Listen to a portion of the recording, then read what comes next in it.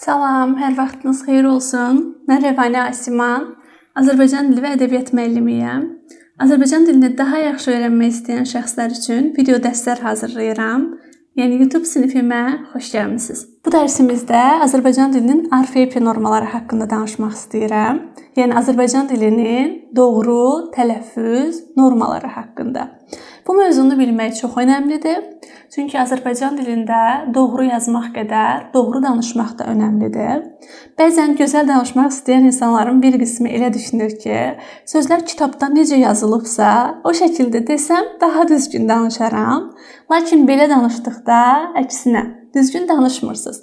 Çünki Azərbaycan dilinin orfoepiya normaları var və bu normalara riayət edərək danışmaq daha düzgün sayılır. Odur ki, bu qaydaları öyrənməyin vaxtıdır. Gəlin başlayaq. Mən birbaşa sənədin üzərində izah eləmək istəyirəm ki, heç bir bəndi unutmayaq. Qeyd edeyim ki, bu sənədə EQANUN saytından baxa bilərsiniz. Deməli, Azərbaycan dilinin orfoepiya normaları. Gəlin başlayaq. Sənədi ekranda böyüdürəm, daha yaxşı görməyimiz üçün. Belə. Deməli, bu hissədə bu sənəd haqqında məlumatlar var. Vaxtımız çox getməsin. Məncə özünüz oxuya bilərsiniz bu hissəni. Daha sonra baxaq, bu maddəyə baxaq. Burada yenə də sənəd haqqında, eləcə də bu qərar haqqında məlumat var. Bunu bitirdik. İkinciyə baxaq. Müasir Azərbaycan şifahi ədəbi dilində tələffüz qaydaları lüğəvi, qrammatik və qrafik şərait prinsiplərinə görə müəyyən edilir və fonetik prinsip əsas götürülür. Baxın, əsas götürülən fonetik prinsipdir. Fonetik prinsip əsasən sözlərin necə yazılırsa, bu şəkildə tələffüz olunmalıdır. Lüğəvi nə deməkdir? Lüğəvi bir sözün daxilindəki səslərin tələffüzü. Məsələn, kitab, baxın, şəkilsiz şəkildə işlənib. Kitab sözünün daxilindəki səslərin necə tələffüz olunduğu, bu lüğəvi prinsipdir. Buna şəkilçi artırırıq. Kitabın şəkilçi ilə necə tələffüz olunur? Bu qrammatik prinsipdir. Qrafik şərait prinsipi isə abreviatürlərin, qısaltmaların tələffüzləridir. Məsələn, ABŞ, Amerika Birləşmiş Ştatları qısaldılarsa necə tələffüz olunur və s. Fonetik prinsip əsasən sözlərin yazıldığı kimi tələffüz olunmağıdır. Daha sonra deyir, bu prinsipə uyğun olaraq Azərbaycan mənşəli sözlərin böyük əksəriyyəti, eləcə də alınma sözlərin müəyyən hissəsi yazıldığı kimi tələffüz edilir. Badam yazılıb, badam tələffüz edilib. Çəpər yazılıb, çəpər tələffüz edilib. Ev yazılıb, olduğu kimi tələffüz edilib. Bu qayda ilə əsasən yazıldığı kimi tələffüz olunan sözlər verilib. Deməli, alınma sözlərin bir çoxunun tələffüzündə əsasən tarixi ənənəvi prinsipə üstünlük verilir. Tarixi ənənəvi prinsipdə həmin sözün orijinalda necə olduğu və dilə o şəkildə keçirilməyidir. Belə, deyir, bəzi alınma sözlər Azərbaycan dilinin ahənginə, səciyyəvi, fonotaktik və fonoloji xüsusiyyətlərinə uyğun şəkildə tələffüz edilir. Söz, məsələn, apteka Azərbaycan dilinə aptek şəklində keçirilib və yaxud da qazeta, qəzet şəklində keçirilib. Yəni, bəzi sözlər olduğu kimi keçirilmir, bəzi sözlər Azərbaycan dilinin ahənginə və ya xüsusiyyətlərinə uyğun olaraq tələffüz edilir. Daha sonra, danışıqda ədəbi dil normaları sabitləşdikcə tələffüzlə yazı qaydaları arasında fərq azalır. Əslində, bu normaların olmağı bizim işimizi çox rahatlaşdırır. Çünki bilirik ki, artıq müəyyən qaydalar var və o qaydalara əsasən tələffüz eləyirik və bu qaydalar nə qədər sabit olarsa, tələffüzlə yazı qaydaları arasında fərq o qədər də az olur. Saytların tələffüzü haqqında danışaq. Əslində, saytların tələffüzündən biz saytlar mövzusunda danışmışdıq. Lakin burada danışmadığımız hissələr də var. Ona görə istəyirəm belə qısa da olsa üzərindən keçim. Deməli, müasir Azərbaycan ədəbi dilində saytlar adi, bəzi hallarda qısa və uzun tələffüz olunur. Baxaq, 2.1-dən söhbət gedir. Adi tələffüzü bilirik. Qısa tələffüz haqqında heç danışılmayıb. Yəni, demək olar ki, çox kitablarda bu haqda məlumat yoxdur. Lakin sizə məlumat verəcəm onun haqqında. Uzun tələffüzü demişdik ki, saytın uzanmağıdır. Məsələn, bədii sözündə qoşa i'lərdən biri düşür, o biri uzun tələffüz olunur. Nisbətən i'ni daha uzun tələffüz edirik. Adi tələffüzdə adi tələffüz edirik. Qısa tələffüzdə isə daha qısa tələffüz edirik. Məsələn, kişi sözündə sanki k-dan sonra ş-nı tələffüz edirik. Orada i'ni çox cüzi tələffüz edirik. Və yaxud da kitab, elə bir k-dan sonra t-nı tələffüz edirik. Xitab, x-dan sonra t. Daha sonra məsələn, müəllim sözündə ü-nü çox qısa tələffüz edirik. Müavin sözündə ü-nü çox qısa tələffüz edirik.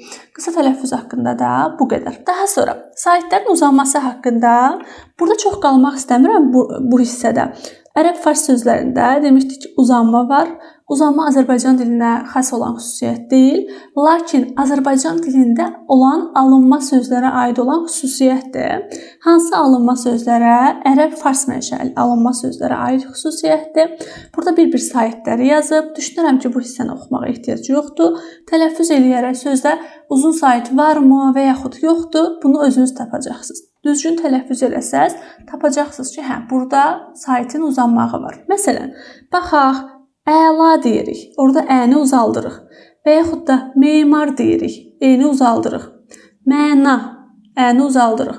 Adil. Bu şəkildə söz tələffüz eləyirsiniz. Hansı saiti biraz uzun tələffüz eləyiriksə, deməli, həmin saitdə uzanma var. Bu şəkildə tapırsınız. Yəni, üzərində çox qalmağa ehtiyac yoxdur. Bunları da dedim. Amma bunu, baxın, bu hissəni, baxın, bundan söhbət gedir. Bu hissəni saitlər mövzusunu deməmişdim. Burada üzərində qala bilərik. Deməli, ərəb-fars mənşəli sözlərdə ba, bi, la, na ö şəkillərində saitlər uzun tələffüz olunur. Hansı saitlər? Baxın, bu sait. A, i, a, a. Məsələn, baməzə sözündə, baxın, ö şəkilcinin a-sı uzun tələffüz olunur. Baməzə. Daha sonra bitərəf, laməkan, narazı. Deməli, hansı şəkilcilərdir? Ön şəkilcilərdir. Ba, bi, la, na şəkilciləri. Və bu şəkilcilər ərəb-fars mənşəli şəkilcilərdir. Bunu da yadda saxlayın. Daha sonra demişdik ki, qoşa saitlər eyni sait qoşalığında. Biri düşürdü, digəri uzun tələffüz olunurdu. Məsələn, bədii yazılırdı, i-nin biri düşürdü. Cəmaatda, tələffüzdə a-nın biri düşür. Yəni, eynincəsi sait qoşalığında qaydamız bəllidir. Saitlərdən biri düşür, digəri isə uzun tələffüz olunur. Lakin, baxın, bu bəndə diqqətlə baxın. Bunu deməmişdik digər dərsimizdə. Deyir, Avropa mənşəli sözlərdəki qoşa o saiti bir uzun o və ya a kimi tələffüz olunur. Baxaq, kooperativ yazılır, kooperativ oxunur. Yəni, bu iki o bir dənə a kimi oxundu. Kooperativ. Koordinasiya yazıldı, koordinasiya oxundu. Zoologiya yazıldı, baxın, bir dənə o oxunur, uzanır, o biri düşür. Zooparkda yenə o şəkildə. Necə yadda saxlayırıq? Elə eşidərək, əslində qulağımız öyrəşib. Məsələn, hər kəs bilir ki, zoopark sözündə uzatdıq onu, zoopark şəklində tələffüz eləyirik. Heç kəs zoopark demir. Yəni, qulağımız əslində eşitdikcə yadda saxlayıb. Belə. Baxaq, müxtəlif cinsli sait qoşalığını əslində izah eləmişdik. Demişdim ki, i olanlar, baxın, i olanlar tələffüzdə necə olur? Y əlavə olunur. Baxın, bu iki saitin arasına y əlavə olunur tələffüzdə. Məsələn, ailə yazılır, ailə tələffüz olunur. Dairə yazılır, dairə tələffüz olunur. Dialekt yazılır, dialekt tələffüz olunur. Deməli, i olanlarda tələffüzdə y əlavə olunurdu. Daha sonra a-ə sait qoşalığında demişdim, şücaət sözünü yadda saxlaya bilərsiniz. Necə olur? Deməli, a uzanır, ə isə olduğu kimi qalır. Məsələn, bəraət, itaət, qənaət. A uzandı, ə isə olduğu kimi qaldı. Yerdə qalan saitlərdə isə heç bir dəyişiklik olmurdu. Sözlər necə yazılırdısa, o şəkildə də tələffüz olunurdu. Burada bir qeyd hissəsi var. ÜA, ÜE saytlarında ü qısa tələffüz olunur. Məsələn, müəllim sözündə sanki elə deməliyik ki, ü-nü deyirik, amma çox qısa tələffüz eləyirik. Bu səhifə məncə tam izah elədim bu səhifəni. Növbəti səhifəyə keçə bilərik. Burada da saytlar haqqında 3 dənə bənd qalıb. Bunları da oxuyaq, sonra keçək samitlərin tələffüzünə. Deməli, bu qaydanı demişdim. Sadəcə burada daha uzun yazıb qaydanı. Bu sizi biraz çaşdıra bilər, amma bildiyimiz qaydadır. Deyir, saytlə bitən sözün açıq saytlə başlayan sözlə birləşməsi nəticəsində yaranmış mürəkkəb sözlərin tələffüzündə birinci sözün saiti düşür. Məsələn, bacıoğlu yazılır, bacıoğlu tələffüz olunur. Bibioğlu yazılır, biboğlu tələffüz olunur. Əli açıq yazılır, əl açıq oxunur. Baxın, saitlə bitən sözün bibi saitlə bitir. Açıq saitlə başlayan, baxın, oğlu açıq saitlə başladı. Açıq saitlə başlayan sözlə birləşməsi nəticəsində yaranmış mürəkkəb sözlərin tələffüzündə birinci sözün son saiti düşdü. Yəni bacıoğlu demirik, bacıoğlu deyirik. Xalaoğlu demirik, xaloğlu deyirik. Bu da məncə aydındır. Dediyimiz qaydadır mürəkkəb sözlərdə. Daha sonra bu qaydanı deməmişik. Bu qaydanı yaxşı yadda saxlayın. Deyir, Rus və Avropa dillərindən alınmış sözlərdə vurğusuz hecalardakı o saiti vurğulu hecadan əvvəl A kimi tələffüz olunur. Fontan yazılır, fantan oxunur. Laboratoriya yazılır, ona yazılır, anan oxunur. Moskva yazılır, Moskva oxunur. Odessa yazılır, Odessa oxunur. Samovar yazılır, samovar oxunur. Həmişə deyirdim ki, uşaqlara, samovar sözünü belə yadda saxlayın. Sam, ov, elə bil ki, sam insan adıdır. Sam, ov eləyir şəklində. Sam, ov, bir də ar. Bu şəkildə yadda saxlaya bilərsiniz. Yəni, onunla yazılır. Samovar. Lakin tələffüzdə samovar şəklində oxunur. Burada bir qeyd var. Bu qeydi unutmayın. Oktyabr və noyabr sözləri yazıldığı kimi tələffüz edilir. Bəzi insanlar oktyabr, noyabr şəklində tələffüz eləyir. Bu da Azərbaycan dilinin arxipi qaydalarına görə yanlışdır.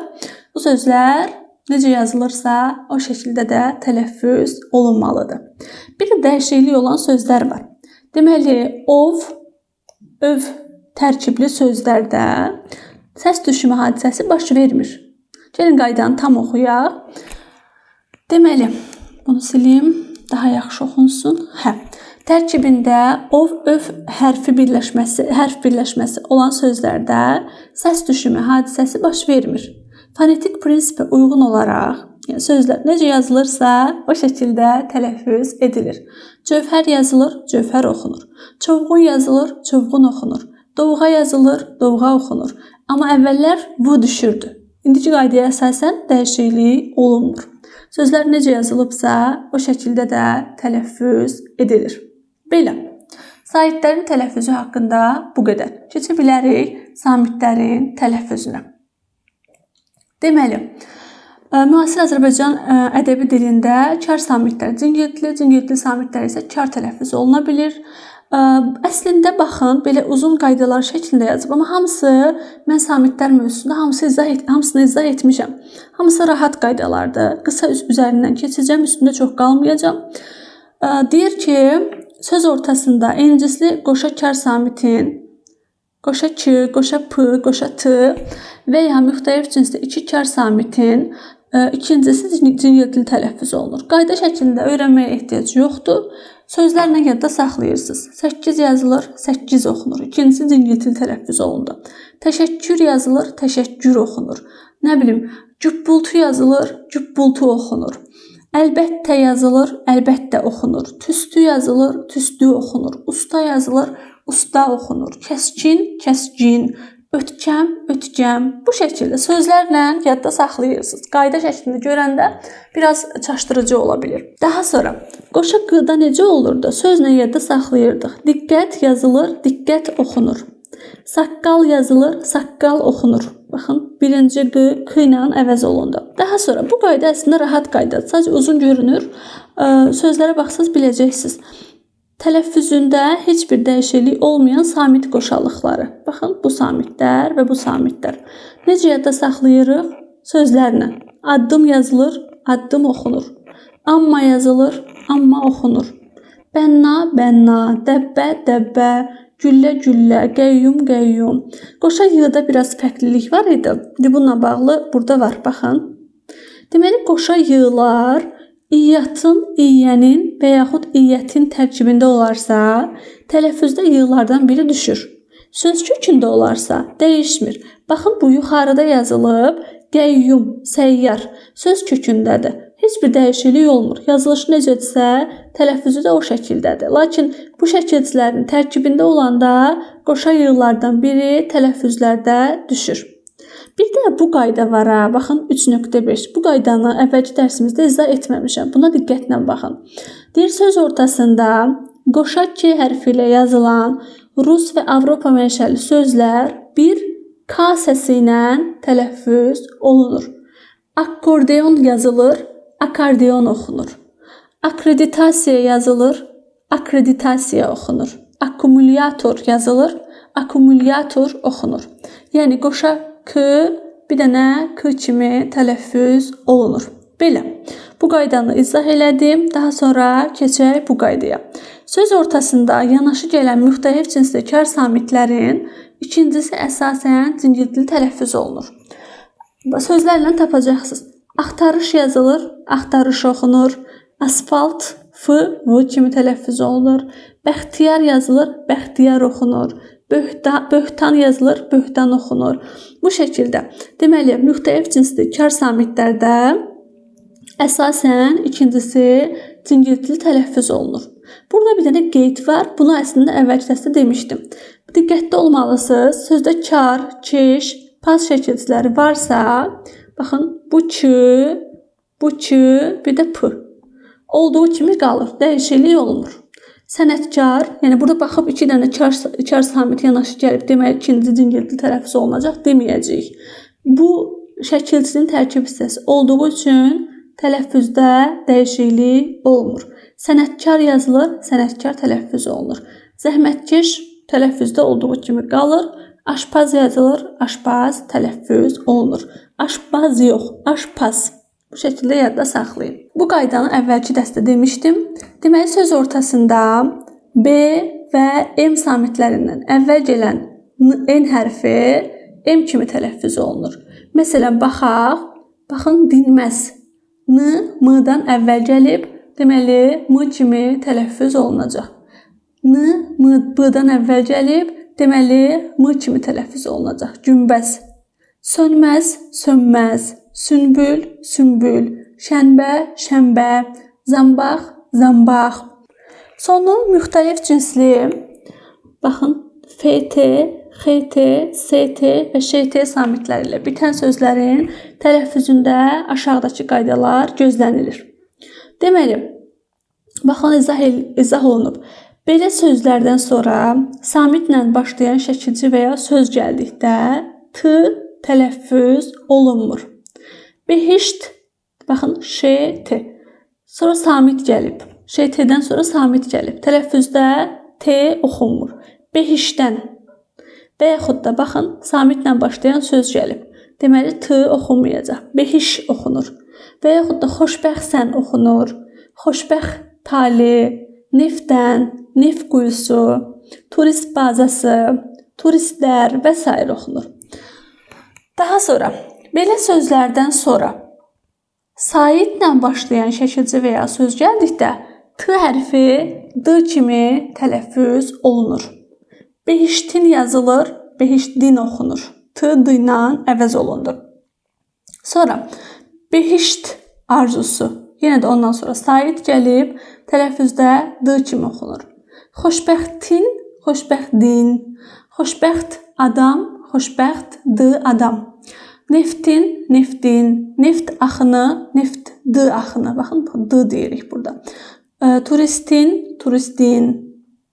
Ondan sonra sait gəlibsə T, D kimi tələffüz edilir.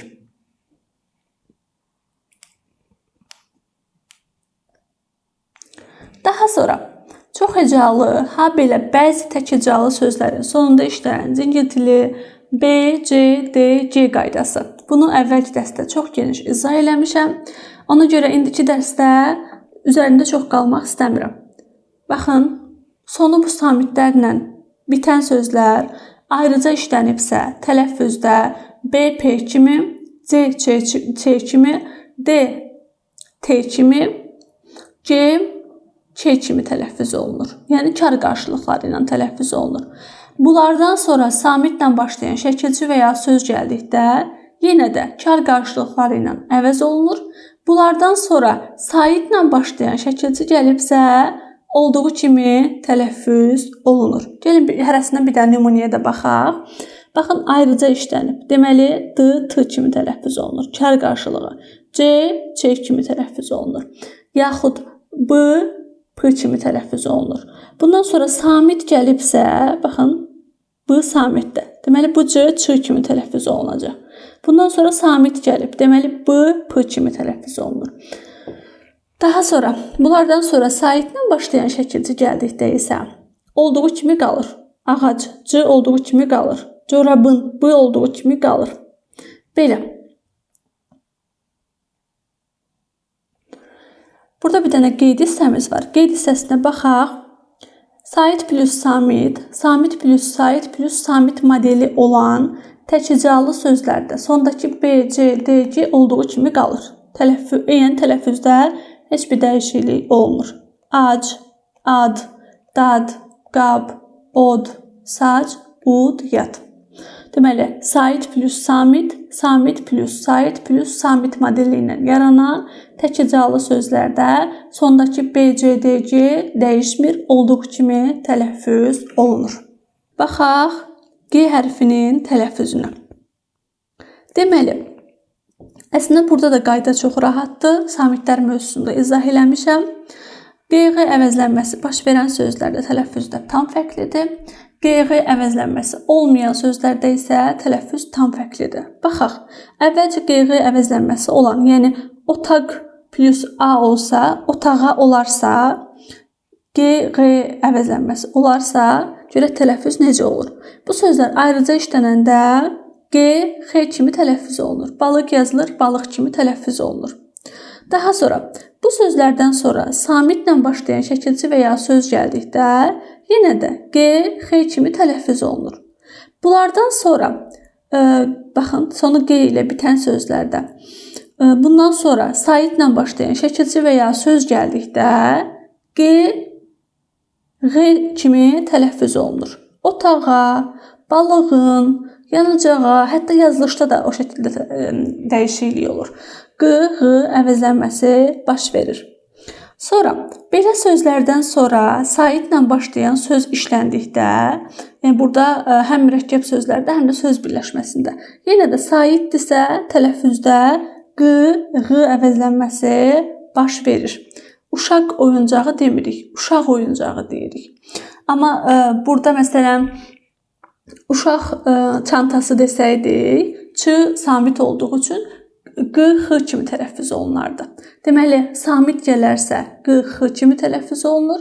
Sait gələrsə Q, X kimi tələffüz olunur. Söhbət Q, X əvəzlənməsi olan sözlərdən gedir. Aha, indi baxaq növbəti hissəyə. Yəni Q, X əvəzlənməsi olmayan sözlərə baxaq.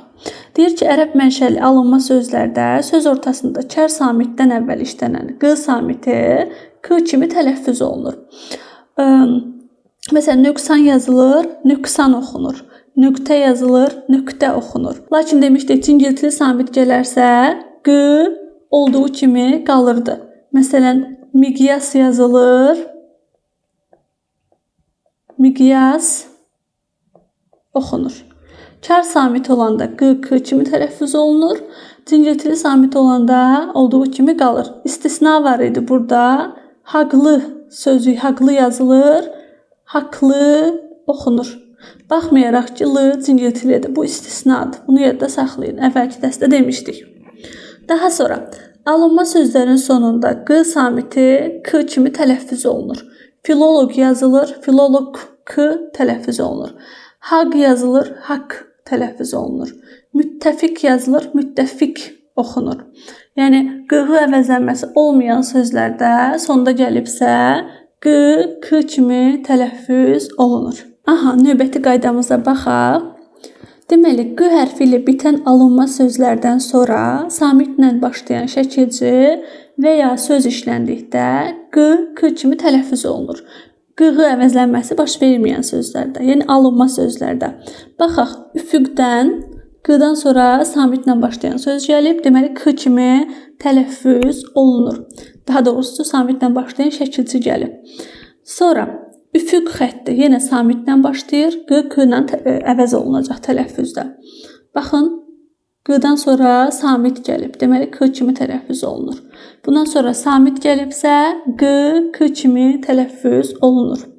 Sonra q hərfi ilə bitən alınma sözlərdən sonra saitlə başlayan şəkilci və ya söz işləndikdə q samiti yazıldığı kimi tələffüz olunur.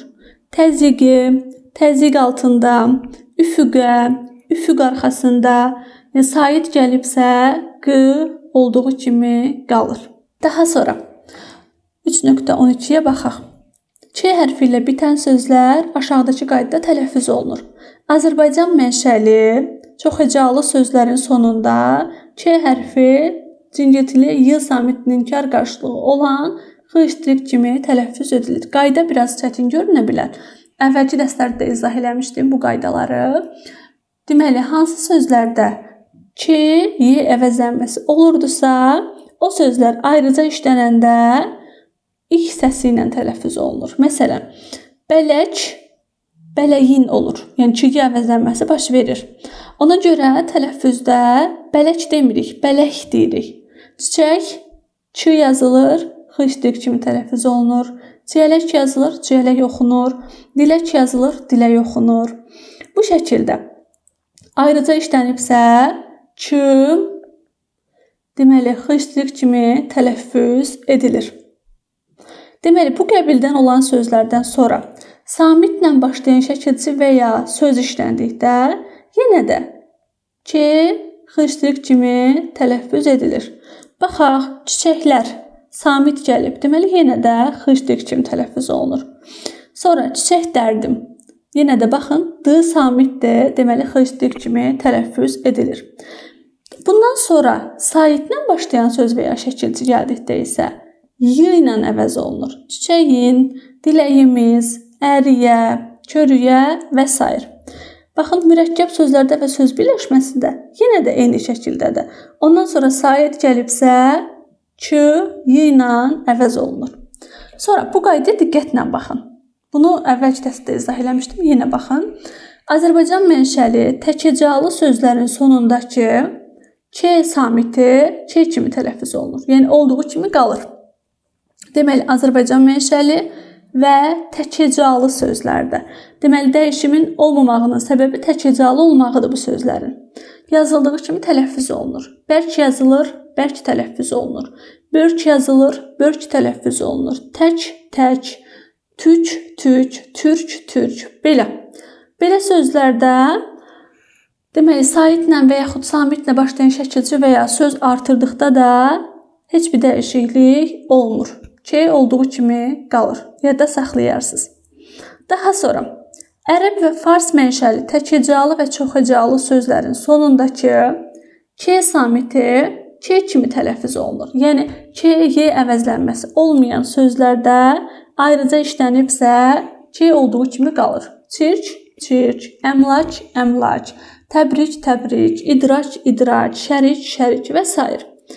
Ç-Y əvəzlənməsi olmayıbsa, ayrıca işlənibsə olduğu kimi qalır. Ondan sonra baxaq, ondan sonra deməli, samitlə gələn və yaxud samitlə gələn söz və şəkilci heç bir fərqi yoxdur. Yenə də Ç olduğu kimi qalır. Dəyişiklik olmur.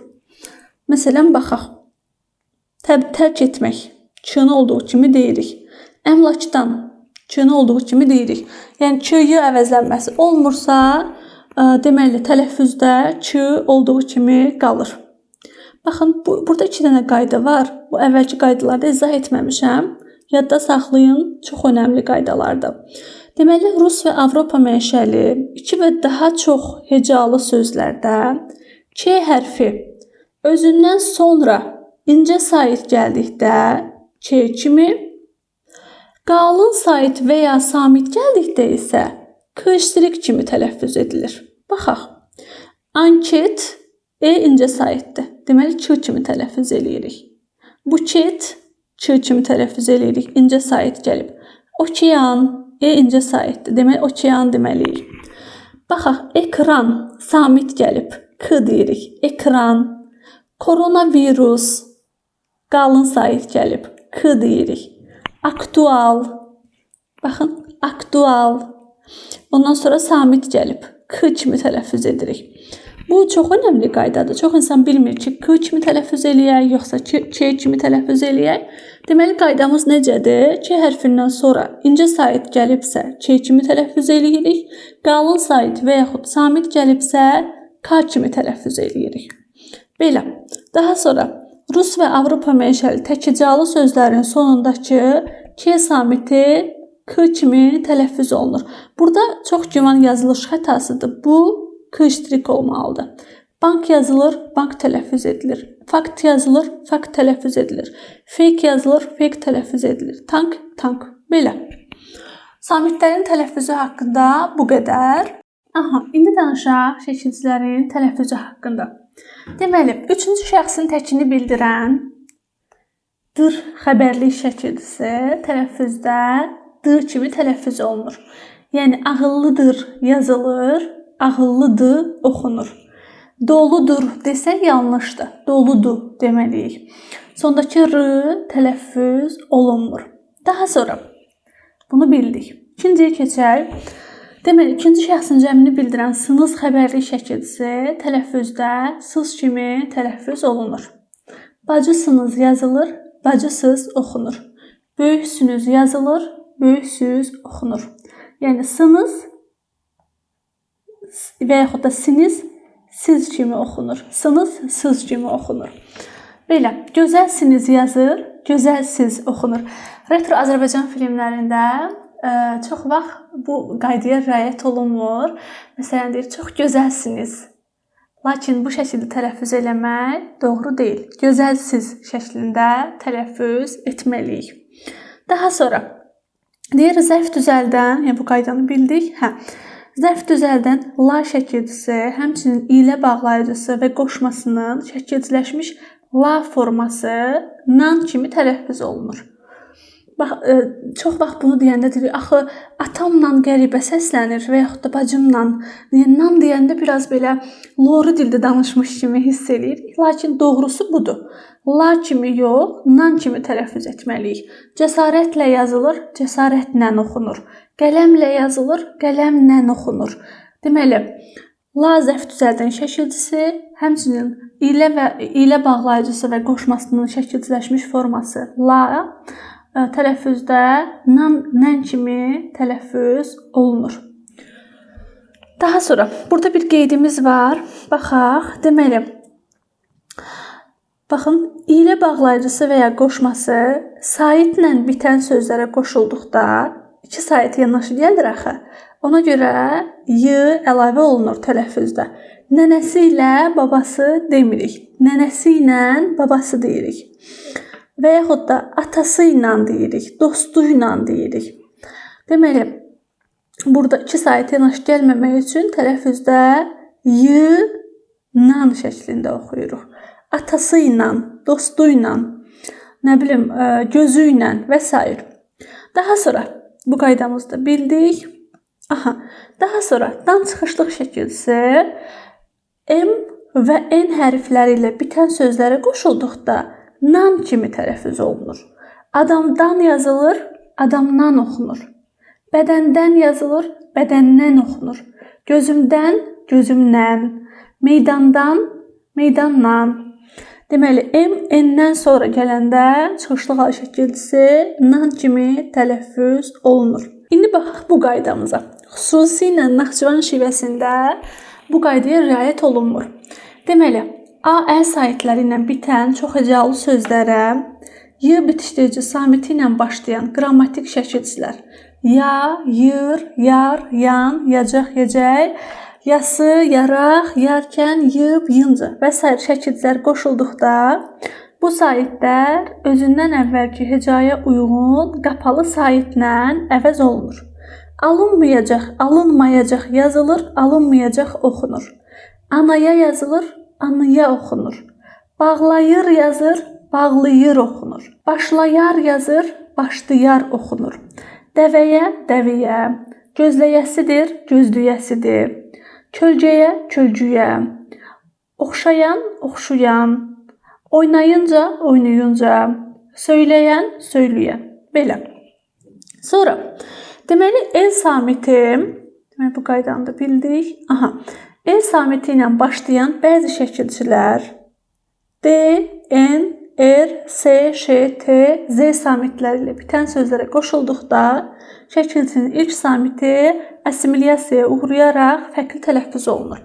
Bu qayda şəklində əzbərləməyə ehtiyac yoxdur. Sözə baxanda biləcəksiniz onsuz. Məsələn, atlı yazılır, atlı oxunur. Canlı yazılır, canlı oxunur. Dəyərli yazılır, dəyərli oxunur. Duzlu yazılır, duzlu oxunur. Daha sonra lıq şəkilçisinə baxaq. Deməli, lıq şəkilçisi necə tələffüz olunur? Dıq, rıq, nıq kimi. Baxaq, birlik yazılır, birlik oxunur. Daşlıq, daşdıq, qaranlıq, qaranlıq. Əslində əzbərləməyə ehtiyac yoxdur. Biz illərlə Azərbaycan dilində danışdığımız üçün, illərlə Azərbaycan dilində eşitdiyimiz üçün qulağımız aşinadır. Qulağımız öyrəşib və doğru tələffüzü zaten bilirik. Ona görə də qayda şəklində əzbərləməyə ehtiyac yoxdur.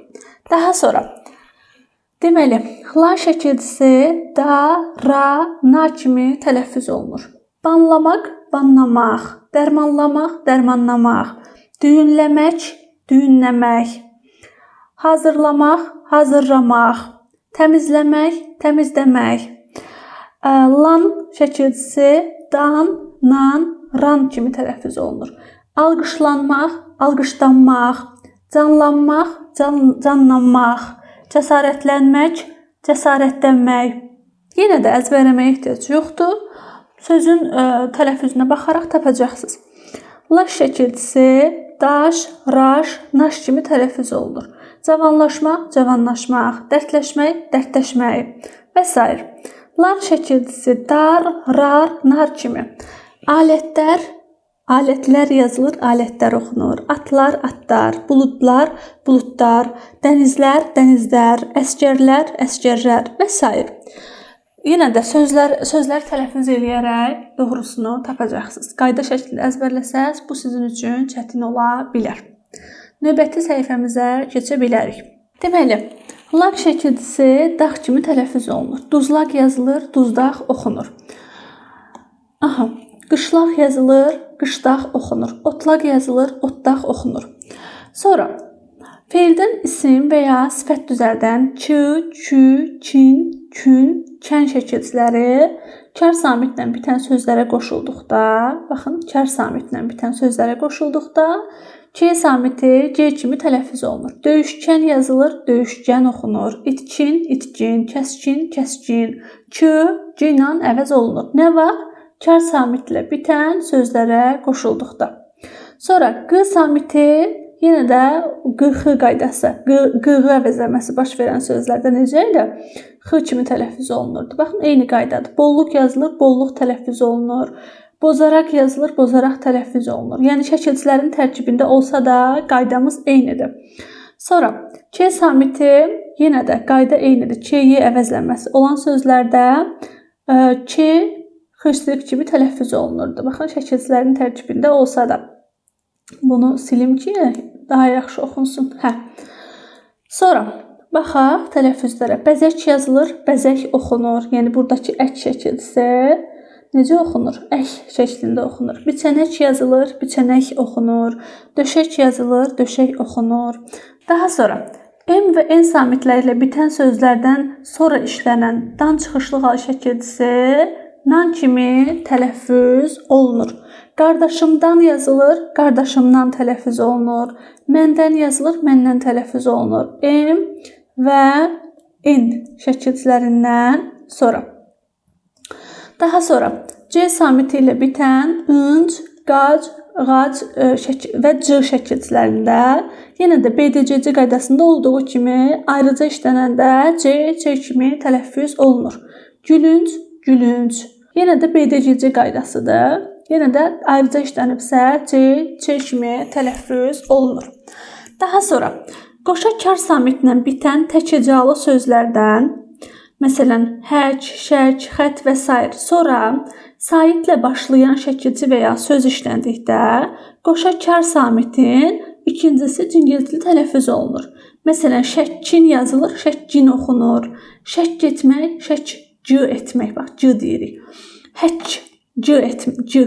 Həkk olunmaq, xəddin, xəddat, xəttd və xətt üstündə. Belə.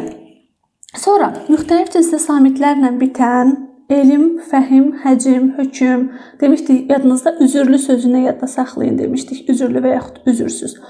Bu şəkildə müxtəlif cinsli samitlərlə bitən, baxın, bu sözlərdə özü ərəb mənşəli və təkəcalı olmalı idi bu sözlər. Necə idi? Samitlə başlayan şəkilci qoşulduqda tələffüz zamanı söz kökündəki samitlər arasına qapalı sait əlavə olunurdu.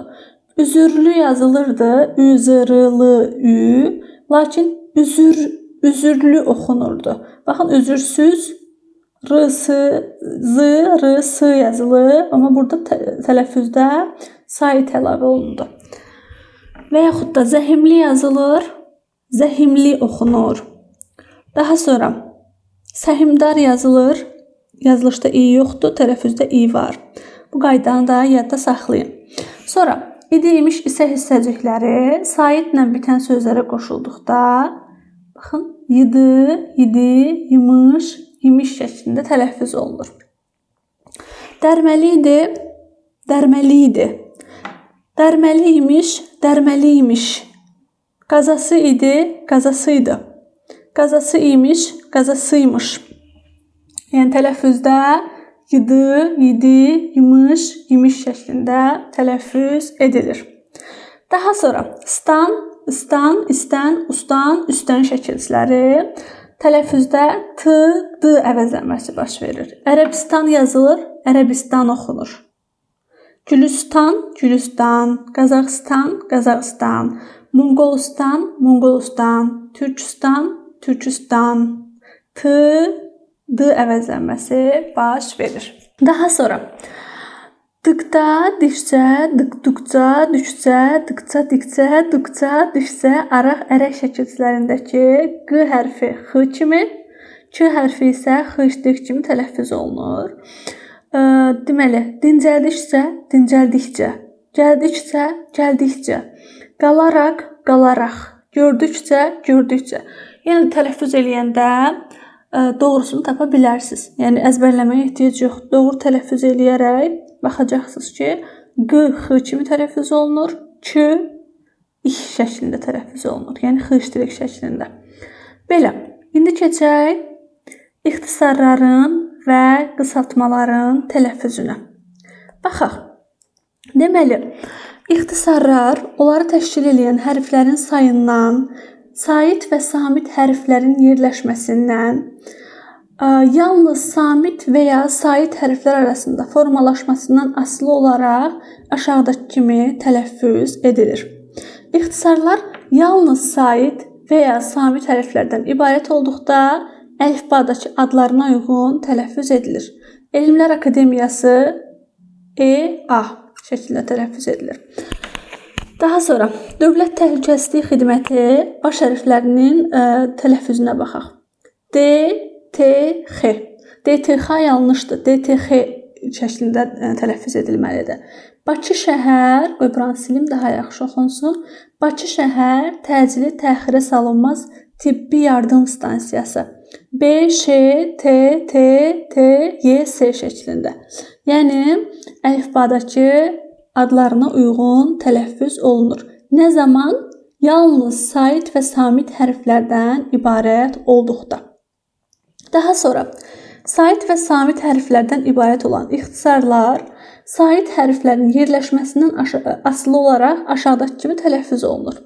Deməli, bunu da bir neçə qaydada izah eləyiblər. İxtisardakı birinci hərf sait, ondan sonra gələn bütün hərflər samit olduqda hərflər aşağıdakı adlarına uyğun tələffüz edilir. Məsələn, Avropa Şurası, demək birinci sait, sonra samit gəlib. A-Ş. Amerika Birləşmiş Ştatları A-B-Ş. Ümumdünya Demokratik Gənclər Federasiyası yenə də əlifbadakı adlarına uyğun tələffüz edilib. Ü-D-D-C-F. Sonra sait hərf ixtisarın ortasında və ya sonunda olduqda ondan əvvəl və ya sonra gələn samit hərflər yazı qaydasına uyğun tələffüz edilir. Adına uyğun yox, yazı qaydasına uyğun. Yeni Azərbaycan Partiyası, baxın, saitlə olan ortada gəlib.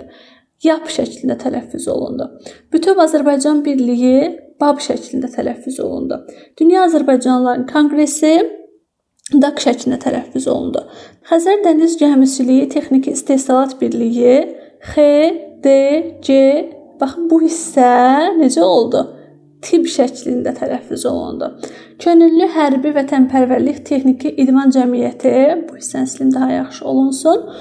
Deməli, K, H, V, baxın bu hissə yazılışa uyğun tid şəklində oxundu.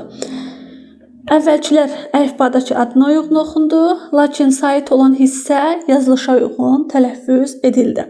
Tərkibində 2 və daha artıq sait hərf olan ixtisarlar əsasən heca tələffüzü ilə deyilir. Məsələn, NATO, ATƏT, AMEA, KAMAZ və s. Belə, tərkibində L, M, N, R, yəni sonor samitlər olan ixtisarlarda həmin hərflərdən əvvəl gələn digər samit hərfin adındakı sait səs nisbətən uzun tələffüz olunur. Məsələn, Birləşmiş Millətlər Təşkilatı B əlifbadakı adı ilə dedik. B-də zaten E var. Bir də M-dəki M-də necə idi? Sonor samitlərində M demirdik də M deyirdik və yaxud da R demirdik, R deyirdik. Yəni 2 E toqquşmaması üçün birinci E uzanır, ikinci M sadəcə M deyilir. BMT və yaxud da AFR. Baxın, elə ki bu E-ni uzaldırlar. Bir də burada E yazmırlar. Əmək və Əhalinin Sosial Müdafiəsi Nazirliyi S, orada baxın M demirik. S, M, M bu şəklində. Yəni burada 2 dənə təkrarlıq olmur. Sonra növbəti hissəyə keçək. Bəzi qısaltmalar isə yazıldığı kimi tələffüz edilir. Azərnəşr yazıldığı kimi tələffüz edilir. Azneft yazıldığı kimi tələffüz edilir. İxtisarların və qısaltmaların tələffüzü haqqında bu qədər. İndi artıq vurğunun tələffüzündən danışa bilərik. İndi danışaq vurğunun tələffüzündən. Deməli, vurğu mövzusunda ətraflı danışmışdıq. Burada sadəcə demədiyim hissələri demək istəyirəm. Qısa olaraq oxuyaq. Azərbaycan dilində vurğu əsasən sözün son hecasına düşür. Bunu demişdik. Alınma sözlərə aid deyil. Sadəcə Azərbaycan mənşəli sözlərə aiddir. Bu keçici sabit vurğudur. Yəni ondan sonra vurğu qəbul edən şəkilçi gələrsə, vurğu şəkilçinin üzərinə düşür. Məsələn, kitab sözündə vurğu sona düşürdü. Kitablarda yenə sona düşür, şəkilçinin üzərinə düşür. Kitablarımın üzərinə düşür. Kitablarımdan nana düşür. Bu şəkildə, yəni vurğu keçici olur. Əgər vurğu qəbul edən şəkilçi qəbul eləyibsə. Daha sonra Rus və Avropa mənşəli sözlərdə vurğu əsasən mənbə dilə uyğun işlədilir. Yəni götürdüyümüz dildə necə vurğu qoyulurdusa, o şəkildə dilə keçiririk. Məsələn, angina vurğu 2-yə düşür. Apelyasiya yanın üzərinə düşür. Arxitektor Lakin bunu demişdik qaydamızda, bəzi sözlər Azərbaycan dilinin ahənginə uyğun olaraq tələffüz olunur. Məsələn, apteka Azərbaycan dilində aptek şəklində tələffüz olunur, vurğu sona düşür. Qazeta, qəzet, proqramma, proqram şəklində tələffüz olunur. Belə, tələffüz zamanı vurğusu dəyişməklə mənası dəyişən sözlər var. Məsələn, akademik filan kəs və yaxud da akademik teatr Deməli, sözün vurğusunu dəyişəndə sözün mənası da dəyişdi. Və yaxud mütləq gələrsən, mütləq vurğu 1-ə düşür. Bir də mütləq həqiqət, orada isə vurğu 2-ci hecaya düşür. Belə, Azərbaycan dilində bəzi sözlərin vurğusu dəyişəndə mənası və yaxud nitq hissəsi dəyişir. Növbəti səhifəyə keçə bilərik. Deməli, baxaq, bəzi son şəkilcilər vurğusuz tələffüz olunur. Bu da vurğu qəbul eləməyən şəkilcilərdir. Bunları vurğu dərsində demişdik. Gil, ov, yev, yeva. Məsələn, qardaşımgil, gil vurğu qəbul eləmir, ondan əvvələ düşür. Ağayev, yev vurğu qəbul eləmir, vurğu ondan əvvələ düşür. Və yaxud zərf düzəldən şəkilcilər var idi. La şəkilcisi, ca, casına, ən. Bu şəkilcilər vurğu qəbul eləmir. Vurğu həmin hecalardan əvvələ düşür. İnatla. Baxın, ladan əvvələ düşdü. Burada bunu silim. Hə. Baxın, inadla. Qəhrəmanlıqla. Ladan əvvələ düşdü. Daha sonra cəsarətlə. Nəndən əvvələ düşdü. İngiliscə. Cədən əvvələ düşdü. Belə. Sonra şəxs sonluqları. Birinci şəxsin sonluğu am və ıq şəkilcisi. Azadam, azadıq. Bu şəxs sonluqları vurğu qəbul eləmir, şəkilcidən əvvələ düşür. Və yaxud da ikinci şəxsdə san, sınız, ın, üçüncü şəxsdə dır, dırlar, lar. Məsələn, azadsan, sandan əvvələ düşür. Azaddır, dıdan əvvələ düşdü. Baxın, burada bir dənə qeydimiz var. Deyir, feilin şərt şəkli, xəbər şəklinin şühudi keçmiş zamanı şəxsə görə təsdiqlənərkən şəxs sonluqları vurğulu tələffüz olunur. Deməli, feilin şərt şəkli və xəbər şəklinin şühudi keçmiş zamanı. Məsələn, baxın, oxusanız, burada şəxs sonluğu olsa da nə oldu? Vurğu qəbul elədi. Oxusanız, vurğu sona düşür. Oxusalar, oxudunuz, oxudular və s.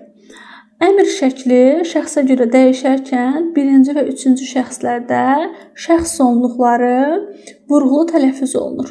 Oxuyum, oxusun, oxuyaq, oxusunlar.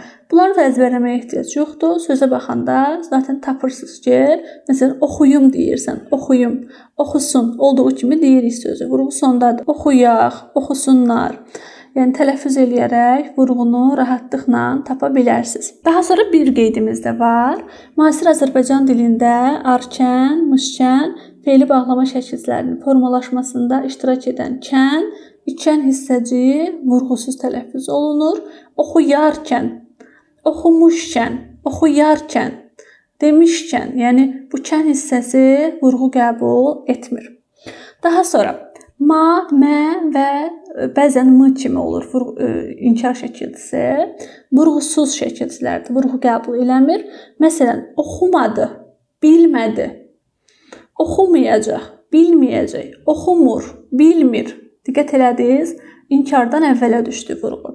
Sonra xəbər şəklinin indiki zamanından fərqli olaraq qeyri-qəti gələcək zamanında inkar şəkilcisi m işlənmiş heca vurğulu tələffüz olunur. Oxumaram, bilmərəm, oxumazam, bilməzəm. Diqqət elədiniz, vurğu ma olan hissəyə düşdü. Nə zaman? Qeyri-qəti gələcək zamanın inkarında. Daha sonra ilə bağlayıcısının və qoşmasının şəkilciləşmiş la, nan forması m sual ədatı vurğusuz tələffüz olunur. Torpağımla, ölkəmlə, atamla. Deməli, la və m da vurğu qəbul etmir. Daha sonra sözdən xitab kimi istifadə olunduqda vurğu əvvəlki hecalara keçə bilir. Məsələn, Azərbaycan sözündə vurğu sondadır, lakin xitab şəklində dedikdə vurğu ikinci hecanın üzərinə düşə bilir. Azərbaycan və yaxud da vətən sözündə vurğu sondadır, lakin xitab kimi istifadə elədiyimizdə bəzən vətən birinci hecadır deyə bilirik. Belə, sözlər xitab şəklində istifadə olunduqda vurğunun yeri dəyişə bilir. Belə, arxeologiya normaları haqqında bu qədər. Düşünürəm ki, əgər vahid bir arxeologiya lüğətimiz olsaydı, sizlər üçün daha rahat olardı. İstədiyiniz sözün tələffüzünə rahat baxa bilərdiniz. Çox təəssüf ki, hələlik sadəcə bu normalarla kifayətlənirik. Bəs dilimizdə olan bütün sözlərin tələffüzünü necə öyrənə bilərik? Düşünürəm ki, istifadə etdiyimiz hər bir sözün tələffüzünü düşünərək, araşdıraraq, axtararaq, beynimizdə müəyyən eləyərək və ən əsası doğru tələffüz eləyərək, bunu vərdişə çevirərək sözlərin doğru tələffüzünü öyrənə bilərik. Bu dərsin tapşırıq bu olsun. Hansı sözün düzgün tələffüzünü bilmirsinizsə, bu mövzuda uzun-uzun düşünün, araşdırın, axtarın, doğrusunu tapın və çoxlu-çoxlu tələffüz eləyərək doğru tələffüzü vərdişə çevirin. Bir də məndən sizə tövsiyə, yaxşı danışan insanları dinləyin. Xüsusilə köhnə Azərbaycan filmlərinə baxa bilərsiniz. Oradakı aktyorların diksiyaları və tələffüzləri çox gözəldir. İndilik bu qədər. Xudahafiz.